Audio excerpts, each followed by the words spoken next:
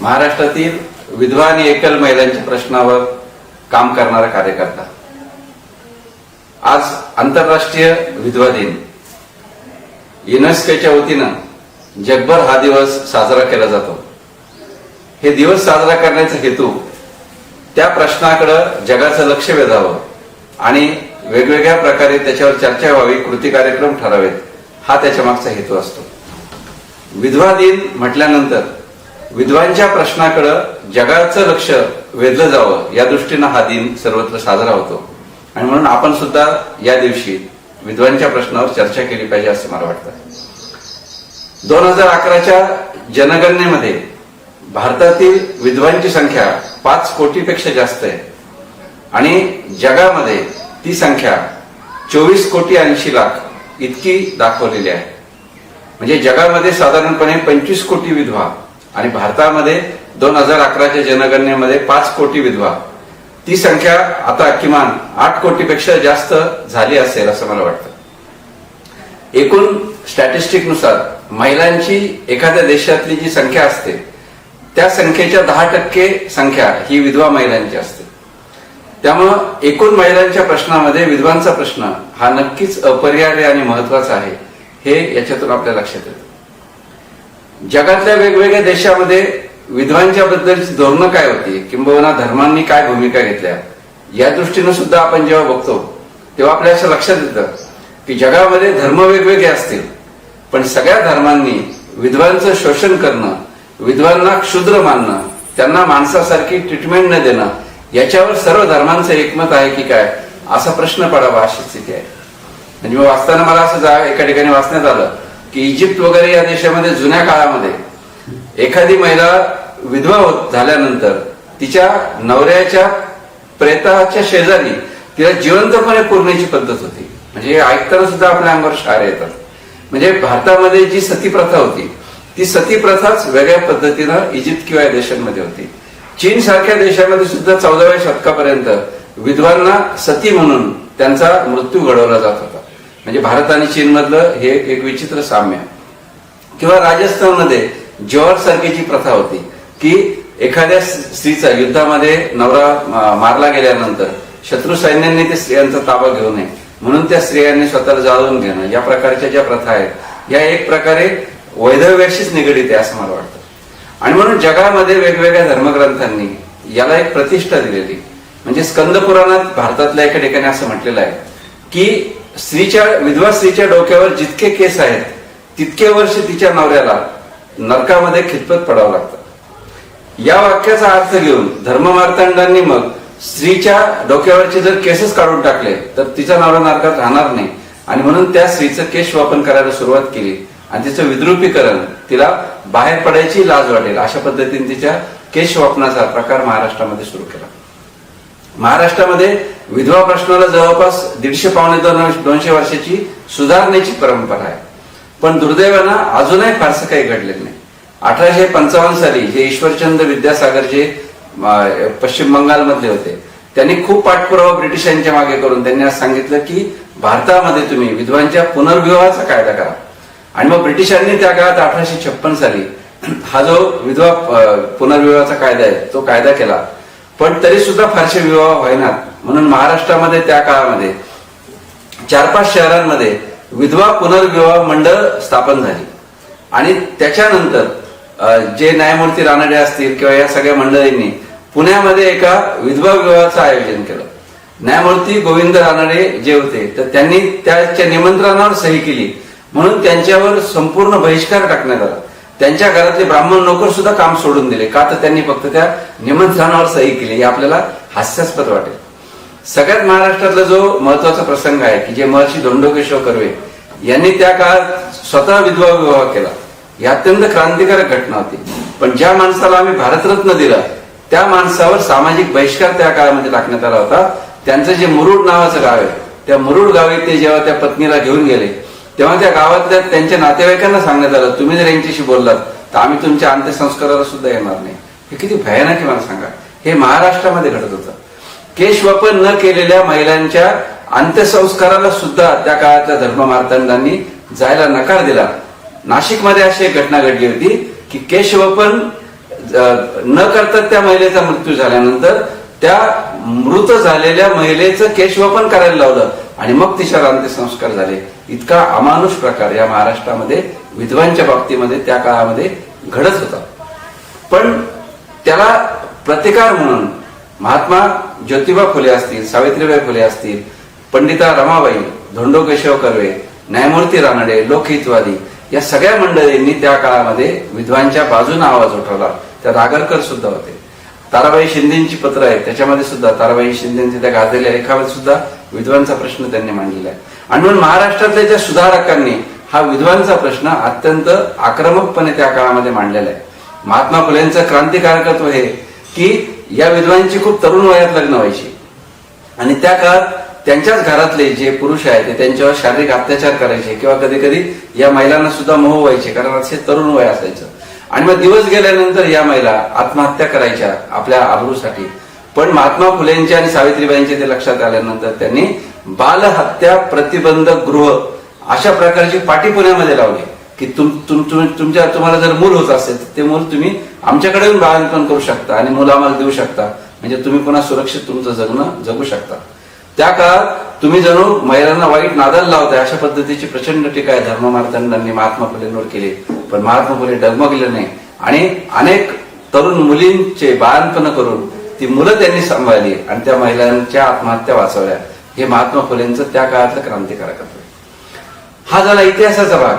पण त्यानंतरच्या काळामध्ये सुद्धा गेल्या 100 वर्षामध्ये ज्या प्रकारची गती या विधवा विवाहाला मिळायला पाहिजे होती किंवा विधवा प्रथेबाबत जी समाजामध्ये जागरूकता निर्माण व्हायला पाहिजे होती ती दुर्दैवानं फारशी झालेली आपल्याला दिसत नाही. हे कटू सत्य सुद्धा आज आपण या ठिकाणी मांडलं पाहिजे. काय परिस्थिती आज महाराष्ट्रातल्या विधवांची, मी आता वर्तमान काळामध्ये येतो. आज सुद्धा महाराष्ट्रातल्या विधवांची संख्या प्रचंड आहे. म्हणजे एक छोटं उदाहरण सांगतो की ज्या अहमदनगर जिल्ह्यामध्ये मी राहतो तिथल्या सीईओना आम्ही विनंती करून अहमदनगर जिल्हा परिषदेच्या वतीने आम्ही मध्यंतरी सर्वेक्षण केलं. तर तुम्हाला आश्चर्य वाटेल की एकट्या नगर जिल्ह्यामध्ये फक्त ग्रामपंचायत क्षेत्रामध्ये म्हणजे तालुके किंवा शहरं सोडलीच, एकट्या नगर जिल्ह्यामध्ये एकट्या महिलांची संख्या 1,07,000 आहे. त्याच्यामध्ये 87,000 विधवा आहेत.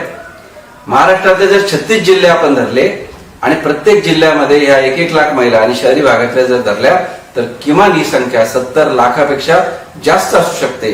हे आजचं महाराष्ट्रातलं विधवांच्या बद्दलचं वास्तव आहे. पण 2011 नंतर अजून जनगणनाच न झाल्यानं नेमकं त्याच्याबद्दलची आपल्याला आकडेवारीच आपल्या समोर येत नाही अशी परिस्थिती. किती प्रकारच्या विधवा आहेत महाराष्ट्रामध्ये? महाराष्ट्रामध्ये सैनिकी विधवा आहेत.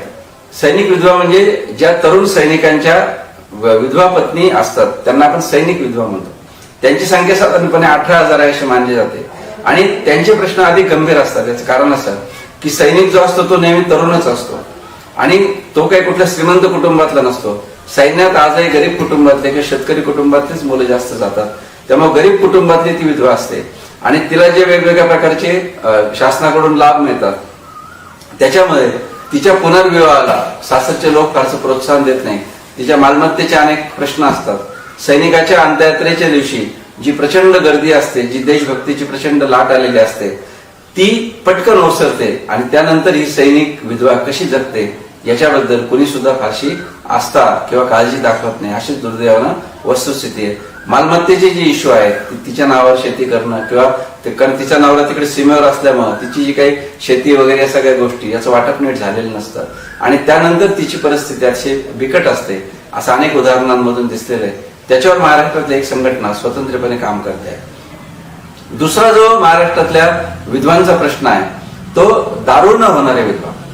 म्हणजे महाराष्ट्रामध्ये आज दारू पिण्याचं प्रमाण प्रचंड वाढलेलं आहे. आताच मागच्या वर्षीची आकडेवारी अशी की साधारणपणे 21,000 कोटी रुपये उत्पन्न महाराष्ट्र सरकारला फक्त दारूमधून मिळते.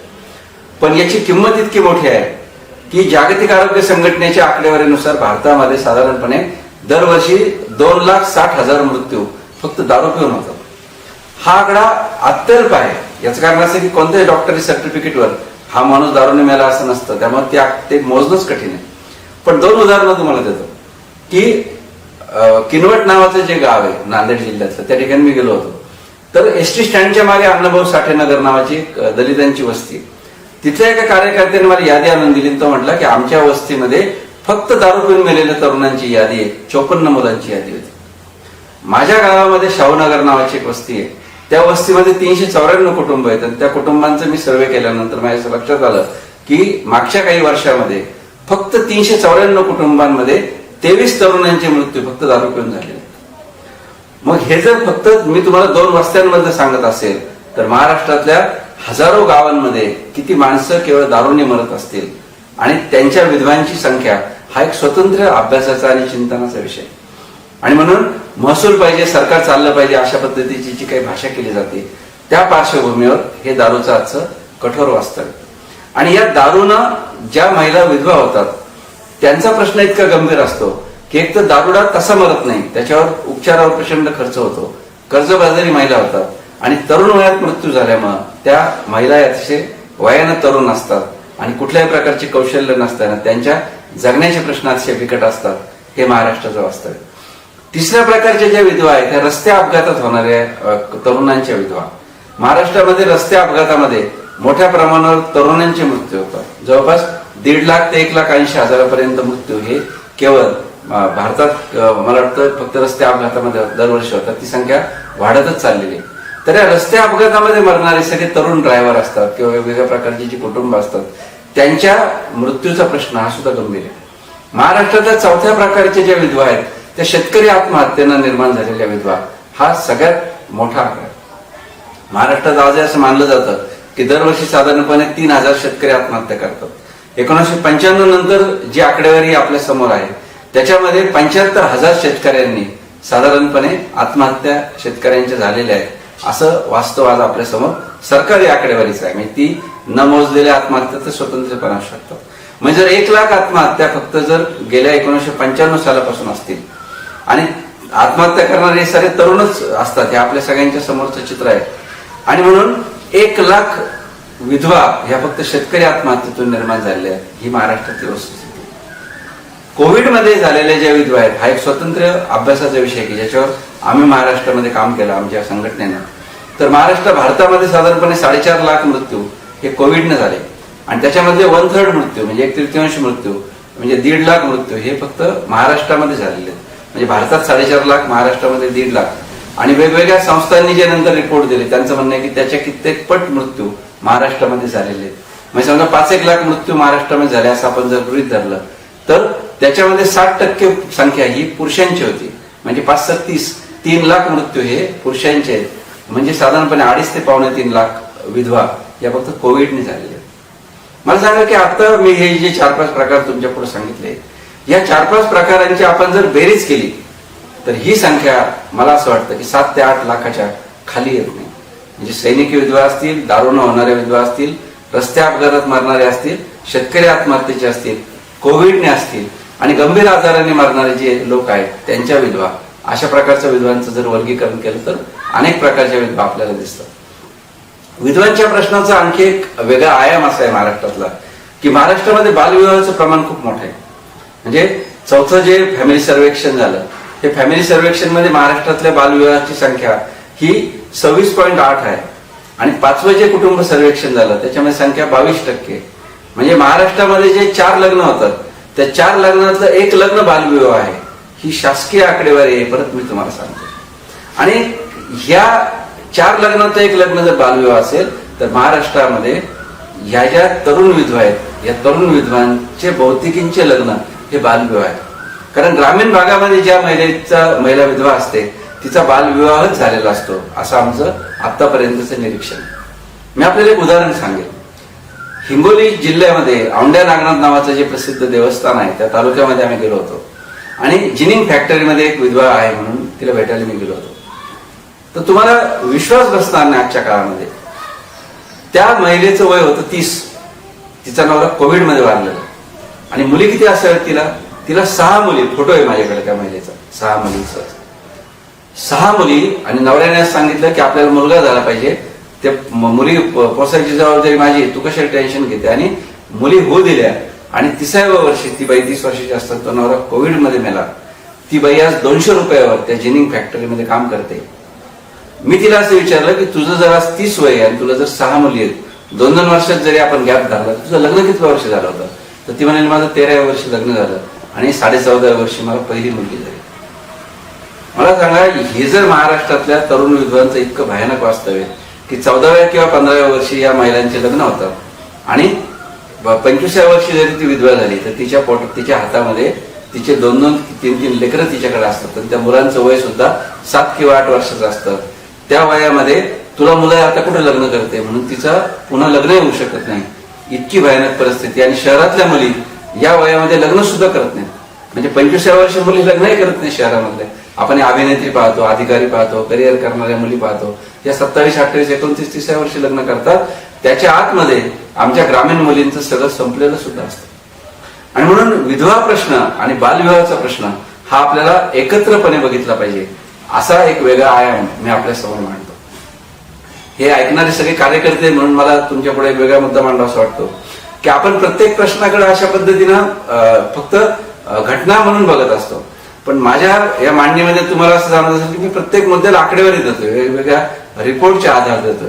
आणि म्हणून सामाजिक प्रश्नांचा अभ्यास करताना आपल्याला अशा अँगलने अभ्यास केला पाहिजे की त्याची आकडेवारी काय, इंटरनेटवर त्या प्रकारचं सर्च करणं, त्या प्रकारचे रिपोर्ट आहेत का, त्या प्रकारचं काय आहे. आणि असं करून आपण जेव्हा त्या प्रश्नाकडे पाहतो तेव्हा आपली त्या प्रश्नातली समज वाढते आणि त्या प्रश्नाकडे पाहण्याचं आपलं आकलन सुद्धा उंचावतं. हा सुद्धा ऐकणारे कार्यकर्ते आहेत म्हणून मला जरूर हे सांगावं वाटतं. विधवांचा जो पुढचा मुद्दा आहे तो मुद्दा हा आहे की कमी वयात लग्न झाले मग शिक्षण फारसं नाही, कुठल्याही प्रकारची कौशल्य त्यांच्या हातामध्ये नाही.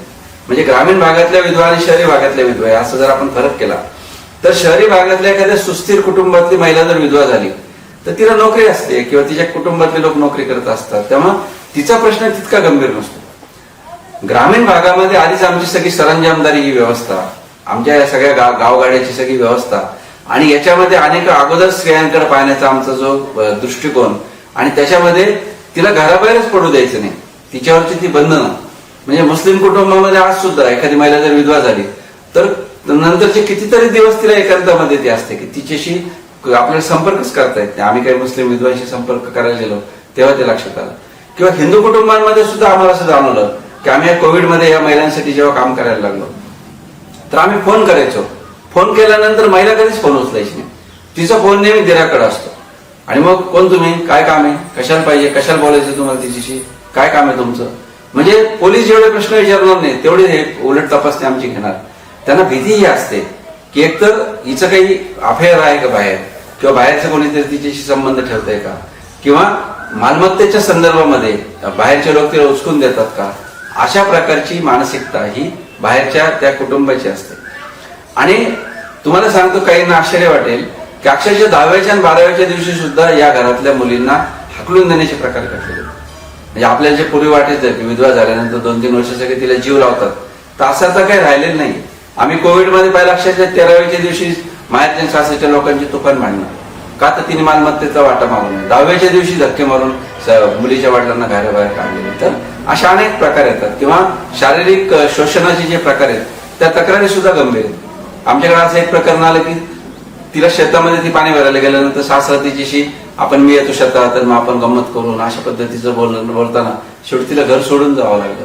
म्हणजे सासरे, दीर, आजूबाजूचे लोक, वाड्यातले लोक, जवळचे लोक हे या पद्धतीचं म्हणजे आपण जे गृहीत धरलेलं आहे की समाजामध्ये अशा प्रकारच्या महिलांना सगळेजण खूप सहानुभूतीने वागवतात, तर तसं राहिलेलं नाही. आणि कोण कसं वागेल याच्याबद्दल आता काही निष्कर्षच काढता येत नाही, अशी या विधवा महिलांची स्थिती आहे. भारतामध्ये विधवांचा प्रश्न जो पुढे आला तो वृंदावनच्या प्रकरणाने पुढे आला की आज हे वृंदावन जे शहर आहे उत्तर प्रदेश मधलं, तर त्या वृंदावनमध्ये हजारो विधवा राहतात. का तर आपली अशी समजूत आहे की वाराणसीला आणि वृंदावनला जर मरण आलं तर त्या ठिकाणी तुम्ही डायरेक्ट मोक्षाला जाता. आणि याचा गैरफायदा लोकांनी असं केला की घरातली विधवा असेल तर तिला म्हणायचं चला आता नवरा वारलाय तर आपण त्या अस्थि विसर्जनाला काशीला जाऊ किंवा चल तीर्थयात्रा करून येऊ. आणि तिथं न्यायचं घाटावर रात्रीची वेळी ती कुठेतरी ती धर्मशाळेत झोपलेली असताना घरातल्या सगळ्या लोकांनी उठून पटकन निघून यायचं आणि ते तिथं सोडून द्यायचं. आणि मग वृंदावनला असे आश्रम तयार झाले, त्याच्यावर एक हिंदी चित्रपट पण आहे किंवा इंटरनेटवर त्याच्यावर फिल्म पण आहे, ते आपण जरूर बघा. आणि मग त्या ज्या बिचाऱ्या विधवा आहेत त्या विधवांनी मग तिथे राहायचं. मग त्या विधवा कशा जगतात, त्यांना फक्त तांदूळ कसा दिला जातो वगैरे ते सगळं बघवत नाही आपल्याला. अशा प्रकारची स्थिती त्या वृंदावन आणि वाराणसीमध्ये आपल्याला बघायला मिळते. मी पुन्हा महाराष्ट्रामध्ये येतो, तर महाराष्ट्रामधल्या या विधवांचे आजचे प्रश्न काय आहेत, तर कार्यकर्त्यांनी पाहावेत असे मला जे महत्वाचे प्रश्न वाटतात. तर पहिला प्रश्न मला असं वाटतं की या महिलांच्या रोजगाराचा प्रश्न खूप गंभीर.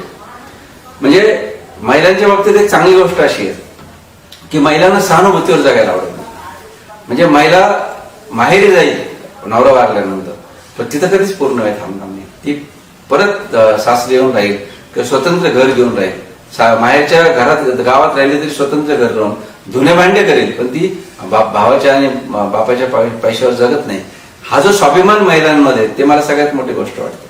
पण दुर्दैवानं या महिलांना जगण्यासाठी महाराष्ट्र सरकारच्या कुठल्याही प्रकारच्या प्रभावी योजना नाहीत, हे आज अत्यंत ठामपणे सांगितलं पाहिजे.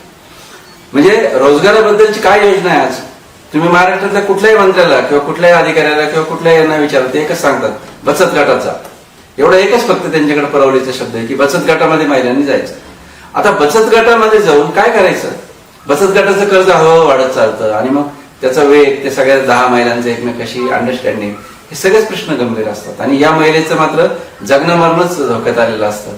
त्यामुळे बचत गटाच्या माध्यमातून या महिलांचं फारसं पुनर्वसन होत नाही, हे मला ठामपणे सांगितलं पाहिजे. स्वतंत्र कर्जाची योजनाच या महिलांसाठी नाही. म्हणजे आम्ही सातत्याने जी मागणी करतो आहोत की या महिलांसाठी तुम्ही स्वतंत्र कर्जाच्या योजना तयार करा. की एखाद्या महिलेला समजा वाटलं की मी नाशिकमध्ये राहते आणि मला या आज एक व्यवसाय सुरू करायचा आहे, तर पटकन ती बँकेत गेली, तिला 3 किंवा 5 लाख रुपयाचं कर्ज मिळालं, ते बिनव्याजी आहे, बिनतारणाचं आहे, तर बँका अतिशय वाईट वागतात त्या महिलांशी. म्हणजे खादी ग्रामोद्योगच्या अनेक योजना आहेत किंवा खादी ग्रामोद्योगच्या ज्या कर्ज योजना आहेत, पण बँकांना टार्गेट दिलेले 2 प्रकरणं करा, 3 प्रकरणं करा. आणि बँकावाले एक वेळ हे मोदी किंवा हे बाकीचे सगळे परदेशामध्ये पळून गेले, हे सगळे उद्योगपती, तर ललित मोदी किंवा हे, तर यांना काही बोलत नाही.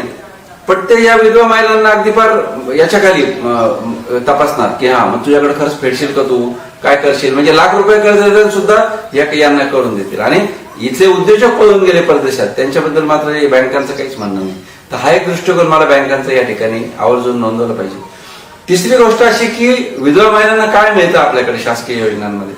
फक्त 3 गोष्टी मिळतात. एक संजय गांधी निराधारचं पेन्शन मिळतं की जे फक्त 1,500 रुपये आहे. दुसरं, तिचं नाव जर दारिद्र्य रेषेच्या यादीत असेल आणि ती यादी 2007ची, तर नवरा वारल्यानंतर तिला 20,000 रुपये अकस्मात निधी म्हणून मिळतात. पण ते बऱ्याच महिलांची नावं त्याच्यामध्ये नाही. आणि स्वागताने फक्त जी एक योजना आहे ती आहे बालसंगोपनची योजना. माझं आपल्या या ऐकणाऱ्या कार्यकर्त्यांना असं आवाहन राहील की बालसंगोपन योजनेची तुम्ही जास्तीत जास्त प्रकरणं करा. कारण बालसंगोपनची योजना ही अत्यंत चांगली योजना आहे, ज्याच्याबद्दल मी शेवटी आपल्याला नक्की सांगेन. आणि या 3 योजना वगळता कुठल्याच प्रकारच्या प्रभावी योजना आपल्या या महिलांसाठी नाही. अंगणवाडीमध्ये नोकरीमध्ये सुद्धा 10 मार्क दिले जातात, पण इतक्या मोठी स्पर्धा त्या अंगणवाडीसाठी असते की विधवा महिला ते फारशा टिकाव धरू शकत नाही. कारण उच्च शिक्षण घेतलेल्या अनेक मुली आता त्या स्पर्धेमध्ये असतात. तेव्हा महिलांच्या विकासासाठी किंवा महिलांच्या पुनरुत्थानासाठी विधवा महिलांच्या महाराष्ट्र सरकारकडे प्रभावी कार्यक्रमच नाही, असं मला या ठिकाणी स्पष्टपणे मांडलं पाहिजे. दुसरा या महिलांचा जो महत्वाचा प्रश्न आहे तो आहे मालमत्तेचा इश्यू. मालमत्तेचा अधिकार या महिलांना मिळतच नाही. म्हणजे आज अशी परिस्थिती आहे की शेतीसारखा जो विषय आहे, तर हे बहुतेक कुटुंब जे आहेत आपल्या ग्रामीण भागातली शेतीशी निगडीत असतात आणि त्या महिलेत जे कौशल्य असतं ते शेतीचं असतं. बऱ्याचदा तो व्यक्ती वारलेला आहे, तो जर सैनिक असेल किंवा कंपनीत नोकरीला शहरामध्ये जर असेल, तर शेती त्याचा भाऊ कसत असतो, तो भाऊ ताबाच सोडत नाही. हा पहिला मुद्दा. दुसरा मुद्दा, सासऱ्याला जर म्हटलं की मग माझी जमीन मला काढून द्या, तर सासरा स्पष्ट म्हणतो मी जिवंत असेपर्यंत वाटप करायचं. मग तोपर्यंत तिने काय करायचं? कायदा सांगतो की 3 सासऱ्याला पोटगी मागू शकते. आता जी आपल्याकडची सून सासरा बाहेरच्या खोलीत बसल्यानंतर बाहेर त्याच्या समोर जाऊन बोलायची तिची हिंमत नाही, ती सासऱ्याविरुद्ध कोर्टात जाणार आहे का आणि त्याला पोटगी मागणार आहे का? या महिला बिचाऱ्या इतक्या मागास आहेत म्हणजे त्यांचं शिक्षण आणि या सगळ्या याच्यामध्ये की त्यांना पंचायत समिती आणि तहसील कार्यालयात फरक सुद्धा कळत नाही. आम्ही त्यांना जेव्हा सांगतो तहसील मध्ये जा, तर ते पंचायत समितीत जातात. कारण घराबाहेरच बिचाऱ्या पडलेले नाहीत. लग्न झालं, माहेरी होत्या, बालविवाह झाला, सासरच्या घरी आल्या, सासरच्या शेतामध्ये काम करत राहिल्या आणि एक दिवस नवरा मरून गेल्यावर त्यांना बाहेरचं जग करायला लागलं. तर हे आपण कुठेतरी सगळं लक्षात घेतलं पाहिजे असं मला वाटतं. त्यानंतर तर मालमत्तेचा जो इश्यू आहे तो खूप गंभीर आहे. शहरी भागामध्ये फ्लॅट नावावर करून देत नाहीत, कारण फ्लॅट आईच्या आणि त्या मुलाच्या नावावर असायचा, तर त्या सासू त्याच्यावरचा ताबा सोडत नाही. किंवा दुकान असतं, गाळा असतो, तो खूप किमतीचा असतो, पण सासरा त्याच्यावर लगेच हक्क सांगतो. वारस नोंदी कशा करायच्या हे ज्ञान या महिलांना नाही. अशा प्रकारच्या अनेक समस्या या बिचाऱ्या महिलांच्या जाणवतात. आणि म्हणून रोजगाराच्या प्रश्नाखालोखाल मला जो गंभीर प्रश्न जाणवतो तो मालमत्तेचा जो इश्यू आहे हा या बाबतीत जाणवतो. या महिलांच्या शिक्षणाचा सुद्धा खूप मोठा प्रश्न आहे की या महिलांना पुन्हा उच्च शिक्षण देण्यासाठी आपल्याला प्रयत्न करावे लागतील, कारण यांचं शिक्षण असे कमी. आम्ही जे सर्वेक्षण केले त्याच्यामध्ये 8वी 10वी अशा प्रकारचं शिक्षण असतं आणि मग आपण त्यांना विचारलं तुम्ही काय रोजगार कराल, ते म्हणतात तुम्ही सांगाल ते, कारण कुठल्याच प्रकारचं एक्सपोजर त्यांना नाहीये. आणि मग शहरी महिला जसं मी ब्युटी पार्लर करील, मी हे करील ते करेल, तसं ग्रामीण भागातली महिला फक्त म्हणते मला कोंबड्या पाळायला द्या, मला शेळ्या पाळायला द्या, माझ्या शेतामध्ये काय करता तर करा, याची पलीकडे बिचारा काही सांगू शकत नाहीत. आणि जरी त्यांनी काही उत्पादन केलं तरी मार्केटिंगची व्यवस्था नाही. अशा प्रकारचे काही प्रश्न या निमित्ताने मला या महिलांचे जाणवतात. या महिलांचा सगळ्यात जो महत्वाचा जो प्रश्न आमच्या लक्षात आला तो जो लक्षात आला तो पुनर्विवाहाचा प्रश्न. म्हणजे या महिलांची लग्नच होत नाही. म्हणजे आम्ही पुनर्विवाहासाठी बराचसा प्रयत्न केला की आम्ही कोविडमध्ये जे काम केलं त्या कोविडच्या कामामध्ये आम्ही या महिलांच्या लग्नासाठी खूप प्रयत्न केले, पण मुलांचं स्वीकारायचं नाही ही समाजाची मानसिकता आहे. आणि त्याचा परिणाम असा झालाय की महिलेला मुलं असतंच, म्हणजे 5 किंवा 7 वर्षाचं मुलं असतंच. आणि आपल्याकडची जी समजूत आहे की जी योनिसूचितेची कल्पना आहे किंवा मला लग्न करायचं तर ती महिला कोरी पाहिजे. ग्रामीण भागातला असे घाणेरडा शब्द की ती महिला म्हणजे तिला कोणी स्पर्श केलेला नसला पाहिजे, म्हणजे याने कुठेही शेण खाल्लेलं असतं चालेल पण महिला मात्र मला कोरी असली पाहिजे. आणि त्याचा परिणाम असा झालाय की महिला मुलं आहेत, महिला दुसऱ्या पुरुषाने स्पर्श केलेला आहे, मग आपल्या त्या तथाकथित पुरुषत्वाला तो कुठेतरी छेद देणारा भाग वाटतो. हे किती भयानक आहे. आणि तिला सांगायचं काय की तुला कशाला लग्न करायला पाहिजे, आता पोरांकडे पाहायचं, पोरं मोठे होती त्यांच्या संसाराचं बघायचं, पोरं मोठे करायचे त्याच्यात आता मन रमवायचं. आता झालं एकदा आपल्या नशिबाने झालं होतं लग्न. आणि या गोष्टीमुळे सासरचे लोकही तिच्या लग्नाला प्रोत्साहन देत नाही, माहेरचे लोकही तिच्या लग्नाला प्रोत्साहन देत नाही. आणि तिची मानसिकता या समाजात ती घडल्यामुळे तिची मानसिकता लग्नाची नसते, तिला कोणी आग्रह करत नाही. आणि या बिचाऱ्या महिला लग्न न करता संपूर्ण आयुष्य काढतात. मी मध्यंतरी एक हिशोब मांडला होता की 15व्या वर्षी लग्न होतं, 25व्या वर्षी ती विधवा होते, म्हणजे नवऱ्याबरोबर काढलेली वर्ष फक्त 10. आणि आज बायकांचं सरासरी वय साधारणपणे 75 ते 80 वर्षाचं आहे. नवऱ्याशिवाय तिला 50 वर्ष जगायचं, म्हणजे 10 वर्ष त्याच्याबरोबर काढलेली आणि त्याच्याशिवाय 50 वर्ष काढायची. आणि मुलं असेपर्यंत तिचं भावविश्व खूप चांगलं असतं, कारण मुलं वाढवायची, मुलं शाळेत जात आहे, डबा करायचा, त्यात तिचा वेळ जातो. पण मुलं मोठी झाल्यानंतर आणि मुलीचं लग्न झाल्यानंतर त्या महिलेचं खरं एकाकीपण सुरू होतं की मुलगी सासरी जाते आणि मुलगा फक्त तिच्याशी कामाशिवाय बोलत नाही, हा काय पाहिजे तुला, पैसे जेवले का बसायचे, पलीकडे काही नाही. आणि मग फक्त मंदिरात जाणं, कुठेतरी देवधर्मात मन रमवणं, कुठे पंढरपूरच्या वारीमध्ये जाणं, याच्यामध्ये बिचारी पूर्ण पुढचे 50 वर्षाचे आयुष्य काढते. आजूबाजूला दीर भावजाया, आजूबाजूच्या लोकांची शृंगार ती बघत असते, नवरा बायको फिरायला जाताना बघत असते, लग्न कार्य सगळे बघत असते. आणि स्वतः मात्र स्वतःच्या भावनिक शारीरिक गरज, हा मुद्दा मी अंडरलाईन करतो शब्द, की त्या वयातली शारीरिक गरज, मानसिक गरज, भावनिक गरज या सगळ्याची राख रांगोळी करून ही विधवा महिला जगत असते. आणि म्हणून विधवांचे हे जे भावनिक एकटेपणे, मानसिक एकटेपणे, शारीरिक एकटेपणे, या सगळ्या गोष्टींवर आपण समाज म्हणून कधीतरी बोलणार आहोत की नाही? आपण राहतो का आपल्या बायकोशिवाय? आपण राहतो का आपल्या पत्नीशिवाय? आणि मग आपण पुरुष जर राहायला तयार नाही बायकोशिवाय, किंवा ना म्हातारा माणूस अगदी 70 वर्षात झाला तर तो लग्नाची मागणी करतो, म्हणतो आता या वयात काय बाबा, मला भावनिक आधार पाहिजे. मग 70 वर्षाच्या माणसाचं लग्न व्हायला पाहिजे, 60 वर्षाच्या माणसाचं लग्न व्हायला पाहिजे, आणि ती मात्र बिचारी 25 वर्षाची, तिने मात्र लग्न करायचं नाही. हे समाज म्हणून आपण अत्यंत क्रूर वागतो आहोत.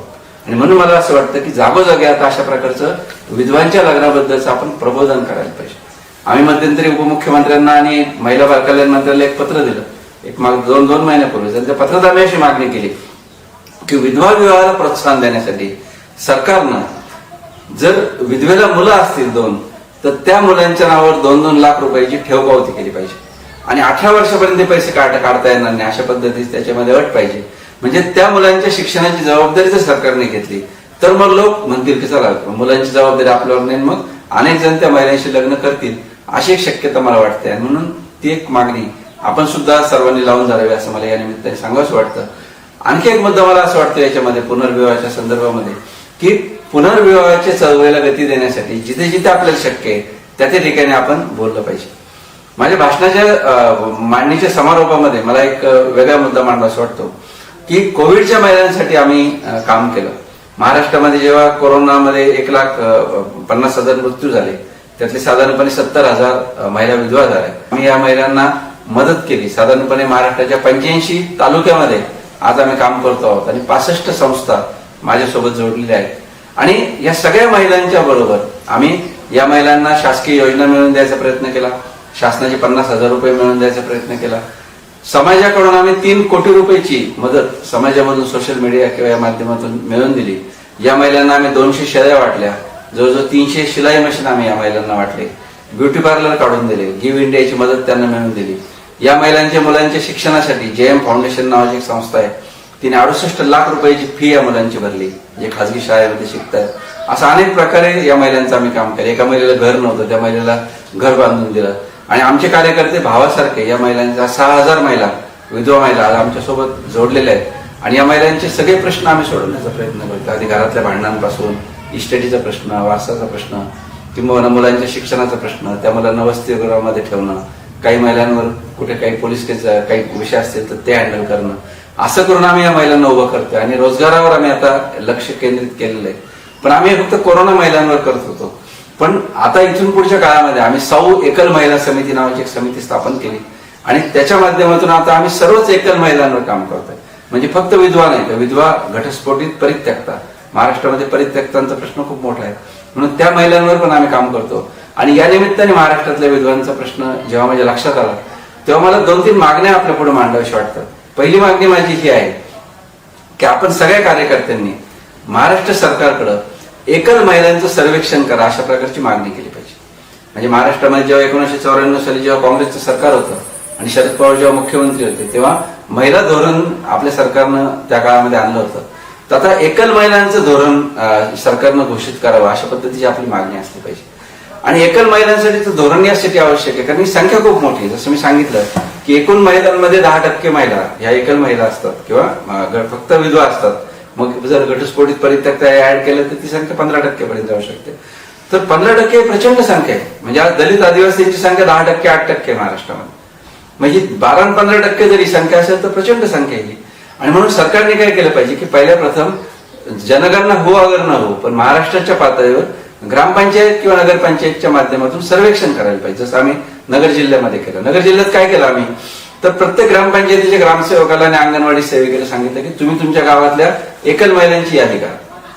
मग त्यांची 8 महिन्यातल्या मिटिंग घेतली, त्या महिलांचे प्रश्न गावाने सोडवले किंवा विचारले आणि मग त्याचं सगळं एकत्रीकरण करून जिल्हा परिषदेने तो डेटा एकत्र केला. म्हणजे बिनखर्चिक सर्वे येत होतं.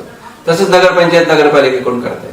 माझी आपल्या सर्व कार्यकर्त्यांना विनंती आहे की तुम्ही ज्या ज्या जिल्ह्यामध्ये आहात त्या जिल्ह्यातल्या सीईओना आपण अशी विनंती करा की आपल्या जिल्ह्यातल्या एकल महिलांचं अशा पद्धतीचं सर्वेक्षण करा. विशेषतः महिला काँग्रेसच्या कार्यकर्त्यांनी याच्यामध्ये किंवा युवती काँग्रेसने याच्यामध्ये पुढाकार घ्यायला पाहिजे.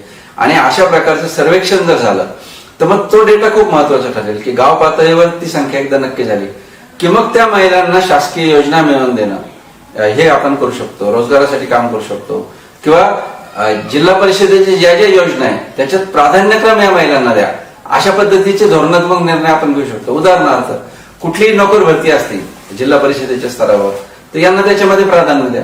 समजा बिहार पॅटर्नची झाडं लावायची तर त्याच्यामध्ये आपल्याला गावात काही महिला नेमायच्या यांना नेमा, किंवा स्वयंपाकासाठी अंगणवाडी किंवा इकडे आपल्याला महिला नेमायच्या तर यांना प्राधान्यक्रम द्या. आता गणवेश शिवायचे, समजा गणवेश शिवण्याचं काम या महिलांना प्राधान्यक्रमाने द्या. तर या महिलांना तुम्ही प्राधान्यक्रम द्या, ही मागणी आपण त्या जिल्हा परिषदेच्या स्तरावर करू शकतो. तिसरा जो भाग आहे, मागाशी मी म्हटलं तसं की शासकीय योजना यांना मिळवून दिल्या पाहिजेत. म्हणजे संजय गांधी निराधारचं काम तर आपल्यापैकी बहुतेक कार्यकर्ते करतात. मला हे माहिती आहे की ग्रामीण भागातल्या कार्यकर्त्याला ते काम करावंच लागतं. आज महाराष्ट्रामध्ये 49 लाख संजय गांधी निराधार किंवा त्या 5 जे पेन्शन आहेत त्याचे लाभार्थी आहेत.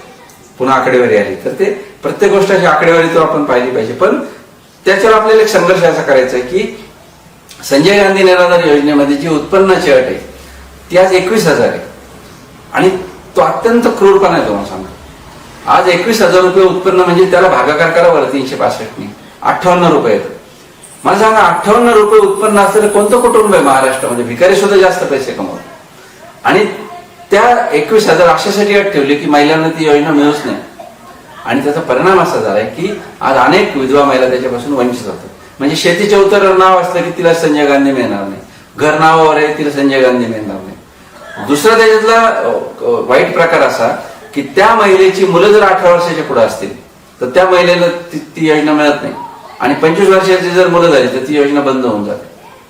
आणि सरकारी कर्मचाऱ्यांना तुम्ही पेन्शन देता त्या कर्मचाऱ्याचा मुलगा नोकरीला लागतो, त्याची सून नोकरीला लागते, त्याचा नातू नोकरीला लागतो, आणि तरी त्या सरकारी कर्मचाऱ्यांचं पेन्शन तुम्ही चालू ठेवता, आमदारांचं पेन्शन तुम्ही चालू ठेवता, आणि या बिचाऱ्या महिलांना 1000-1500 देताना तुम्ही इतके कडक निकष लावता. हा काय प्रकार आहे?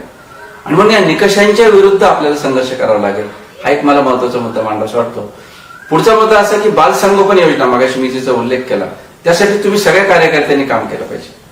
म्हणजे राजकारण याच्याकडे मी खूप वेगळ्या दृष्टीने पाहतो की सकारात्मकरित्या आपण योजना मिळवून देणं आणि त्याच्यातून कार्यकर्ते किंवा लोकांना जोडणं, हाच खरा राजकारणाचा अर्थ आहे. आणि म्हणून मला असं वाटतं की बाल संगोपन सारखी योजना आहे, ही तुम्हाला सांगतो गेम चेंजर योजना आहे. म्हणजे महाराष्ट्रामध्ये 450 रुपये फक्त या योजनेमध्ये होते. महाविकास आघाडी सरकारचं कॉन्ट्रीब्युशन आहे की महाविकास आघाडी सरकारनं 1100-1150 रुपये या योजनेचे केले. आणि त्याच्यानंतर अजितदादांबरोबर आमची एक मिटिंग झाली होती आणि त्या मिटिंगमध्ये आम्ही मागणी केली की इतर राज्यांनी कोरोनातल्या महिलांना बरेच पैसे दिले, आसाम सरकारने पैसे दिले, राजस्थान सरकारने दिले, तर महाराष्ट्र सरकारने काहीच दिले नाही. मग तेव्हाच महाविकास आघाडी सरकार आम्हाला असं म्हटलं की आपण या योजनेचे पैसे वाढवू, बाल संगोपन योजनेचे. आणि तो शब्द त्यांनी पाळला आणि 2500 रुपये त्यांनी केले. त्यातले 2250 रुपये महिलेला थेट मिळणार आणि जी संस्था ते काम करेल तिला 250 रुपये त्या महिलेमागे मिळणार, अशी त्याची रचना आहे. 2250 रुपये एका महिलेच्या 2 मुलांना मिळणार. म्हणजे एका विधवा महिलेला जर 2 मुलं असतील तर पहिल्याला 2250 आणि दुसऱ्याला 2250, म्हणजे 4500 रुपये जवळपास त्या महिलेच्या मुलाला मिळणार आहेत. आणि ते किती वर्ष मिळणार आहेत? 18 वर्षाची मुलं होईपर्यंत.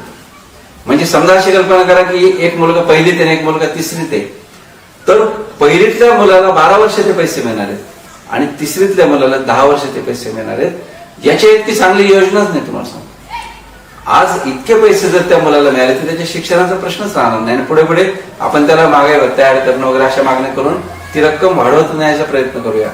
तर मला असं वाटतं की विधवा महिलांसाठी आपल्याला जी कामं करायची तर कार्यकर्त्यांनी आम्हाला असं आव्हान आहे की शासकीय योजना आपण मिळवून द्या आणि या महिलांच्या रोजगारासाठी सगळ्यात महत्वाचा आपण प्रयत्न करण्याची गरज आहे. मग या महिलांना वेगवेगळ्या प्रकारचे प्रशिक्षण आयोजित करणं, यांना वेगवेगळ्या प्रकारचं खेळचं भांडवल मिळवून देणं, यांच्या मार्केटिंगची चेन उभी करणं. आणि म्हणून एकल महिलांसाठी जर रोजगाराचं आपण जर केलं तर नुसतं कार्यकर्ते असण्यापेक्षा आपण उद्योजक कार्यकर्ते व्हावं. तुम्ही स्वतः वेगवेगळ्या प्रकारचे उद्योग उभे करा आणि त्याच्यामध्ये एकल महिलांना सहभागी करून घ्या. कारण या महिलांची स्वतः उद्योग करायची मानसिकता नसते, कारण त्या प्रकारचा माइंडसेट नसतो. तर आपण अशी विनंती करूया की तुम्ही स्वतः वेगवेगळ्या प्रकारचे उद्योग उभे करा, त्या महिलांना सहभागी करून घ्या. म्हणजे शेअर देऊन किंवा काम देऊन. आणि या महिलांनी जर ती कामं केली तर त्याच्यातून या महिलांना हे मिळू शकेल. आणि म्हणून महाराष्ट्र सरकारकडे एकल महिलांसाठीच्या धोरणाचा पाठपुरावा करणं हा आपला इथून पुढचा प्राधान्यक्रम असला पाहिजे. एक खिडकी योजनेसारखी एखादी महिला विधवा झाली तर लगेच पुढच्या महिन्यात तिला लगेच हे पेन्शन मिळणं, बाल संगोपन योजना मिळणं. या महिलांकडे रेशन कार्ड नसतात, आधार कार्ड नसतात, बँकेत खातं नसतं. या सगळ्या गोष्टी जर एका महिन्यामध्ये आपण या महिलांना करून दिलं, तिला जॉब कार्ड रोजगार हमीचं मिळवून दिलं, तिला वेगवेगळ्या प्रकारची मदत मिळवून दिली, तर त्या मुलींच्या तिच्या मुलांना शिक्षणाला मदत मिळवून दिली, तिच्या पुनर्विवाहासाठी प्रयत्न केला तर हे खूप मोठं काम उभं राहू शकतं. आणि म्हणून युवक काँग्रेस, युवती काँग्रेस आणि विशेषतः ज्या महिला काँग्रेस आहे किंवा सगळ्या कार्यकर्त्यांना माझं असं आव्हान आहे की हा एक ग्रामीण भागातला इनव्हिजिबल घटक आहे, अदृश्य घटक आहे. यांना आपण दृश्य स्वरूपात आणून यांच्यासाठी काम करणं म्हणजे खऱ्या अर्थानं विधवा दिन आपण साजरा करणं असं होतं. आपल्याकडे असं होतं की एक दिवस दिन साजरा होतो आणि नंतर 364 दिवस तो दिवस दिन होऊन जातो. तर म्हणून आपण हा दिन वर्षभर साजरा करूया आणि एक संवेदना या महिलांच्या बाबत आपण जागी ठेवूया. ज्या पंडिता रमाबाईंनी या महिलांसाठी काम केलं त्या पंडिता रमाबाईंची स्मृती शताब्दी आता 2022 साली झाली, त्यांच्या मृत्यूला 100 वर्ष पूर्ण झाली. त्या निमित्ताने आपण पंडित रमाबाईंचं स्मरण करून या महिलांसाठी काम करूया असं मी आपल्याला आवाहन करतो आणि थांबतो. आपली माणसं आपलं दुकान श्री स्वामी समर्थ क्लॉथ आणि मॅचिंग सेंटर तसेच श्री स्वामी समर्थ एंटरप्राइजेस होलसेल कापड दुकान. अकोलेकरांच्या पसंतीस उतरलेलं कापड विश्वातील लोकप्रिय नाव म्हणजे श्री स्वामी समर्थ कापड दुकान. मनमोहक वस्त्रालंकार, वाजवी किंमत आणि विनम्र सेवा. 6 वार साडी, 9 वार sari, Banarasi silk, suiting, shirting, Manchar टोपी, टॉवेल, शाल, नॅपकिन, फेटा, इनरवेअर आदी साहित्य एका छताखाली. लग्न बस्त्यासाठी खास अद्ययावत व्यवस्था तसेच लग्न बस्त्यावर ट्रॉली बॅग फ्री. लहान मुलांच्या असंख्य व्हरायटीजचे मनमोहक कपडे. महिलांसाठी होलसेल स्वतंत्र साडी विभाग. तसेच स्वतंत्र लेडीज आणि जेंट्स विभाग। एक वेळ अवश्य भेट द्या, खरेदी करा मनमोहक वस्त्र आणि खुलवा आपलं सौंदर्य। आमचा पत्ता शाखा नंबर 1, श्री स्वामी समर्थ क्लॉथ व मॅचिंग सेंटर, अगस्ती कॉम्प्लेक्स, पहिला मजला, बाजार तळाजवळ, अकोले, तालुका अकोले। आणि शाखा number 2, Shri Swami Samarth enterprises wholesale कापड दुकान, भिंगारे गोडाऊन शेजारी, दत्त मंदिर रोड, कचेरी परिसर, अकोले। प्रोप्रायटर बेनके बंधू। संपर्क 75 88 51 31 33 आणि 024 24 22 33 24।